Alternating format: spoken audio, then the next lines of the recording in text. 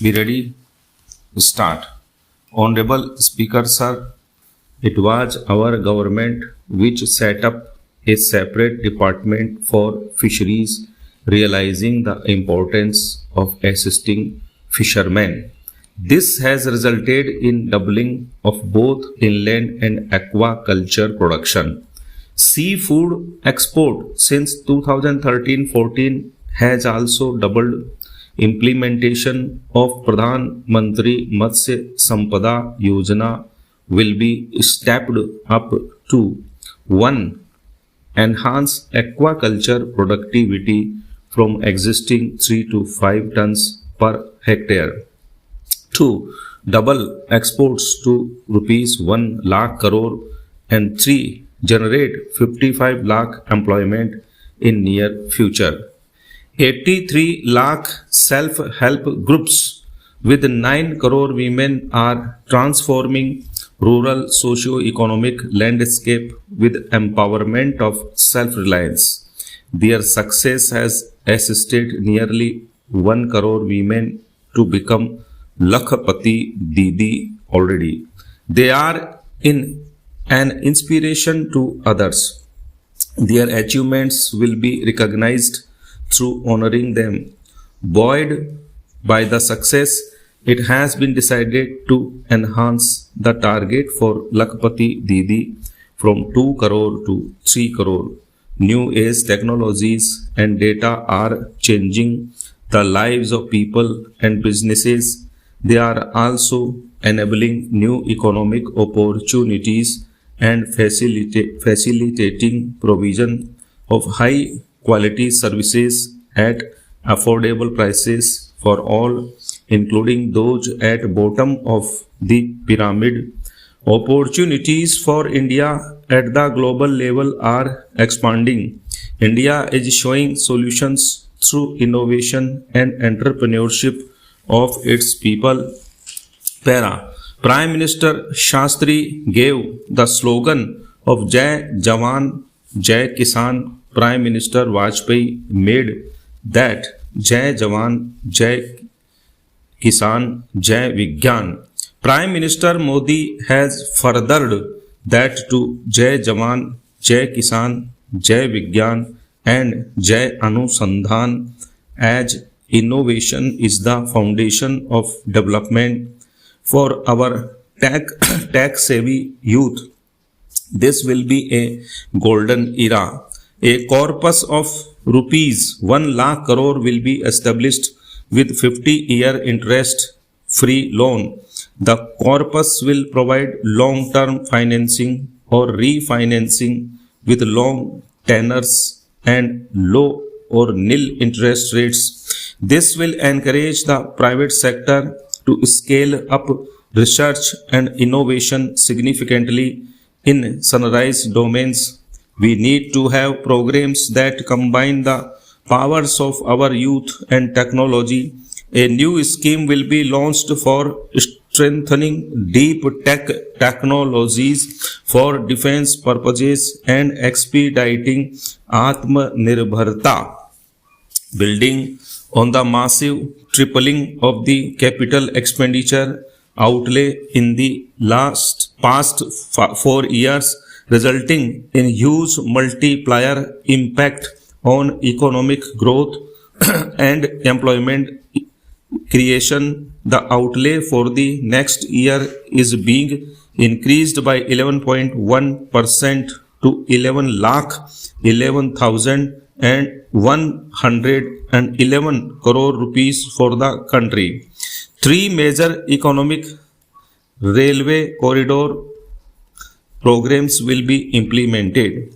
These are 1. Energy, mineral and cement corridors, 2. Port connectivity corridors and 3. High traffic density corridors.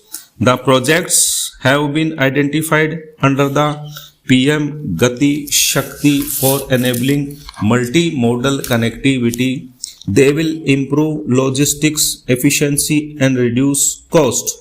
The resultant discongestion of the high traffic corridors will also help in improving operations of passenger trains, resulting in safety and higher travel speed for passengers. Together with dedicated freight corridors, these three economic corridor programs will accelerate our GDP growth and reduce logistic costs.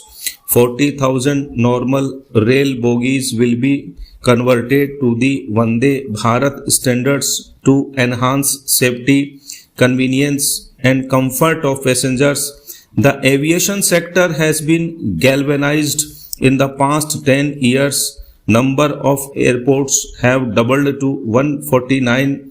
Roll out of air connectivity to Tier 2 and Tier 3 cities under Udan scheme has been widespread. 517 new routes are carrying 1.3 crore passengers. Indian carriers have proactively placed orders for over 1,000 new aircrafts.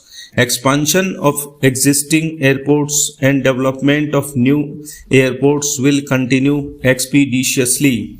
We have a fast expanding middle class and rapid urbanization is taking place. Metro Rail and Namo Bharat can be the boon for the required urban transformation.